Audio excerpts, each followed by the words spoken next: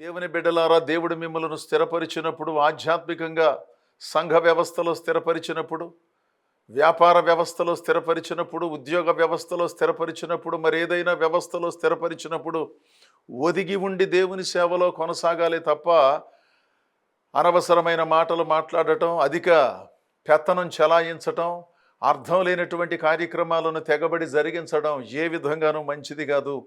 ఉజ్జియా ఆ విధమైనటువంటి పొరపాటు చేసి మరెన్నడూ దేవుని సన్నిధికి వెళ్లకుండా ఉండిపోయాడు. తర్వాత జీవితం ముగిసిపోయింది. కనుక మనందరం గుర్తుపెట్టుకోవలసినది, నీవు వర్ధిల్లినప్పుడు దేవుని మరచెదవేమో, ఓ ఇశ్రాయేలు జాగ్రత్త అని చెప్పి హెచ్చరించాడు. కొంతమంది అదుపులో ఉన్నారు, కొంతమంది నిజంగానే మరిచిపోయి తత్సంబంధమైన ఫలితాన్ని పొందుకున్నారు. ఈ కాలమందున్న మనం దేవునిలో ఒదిగి ఉందాం. దేవుని మాటలను శ్రద్ధగా వింటూ దైవ సంబంధమైన నిబద్ధతతో జీవితాలను కొనసాగిద్దాం.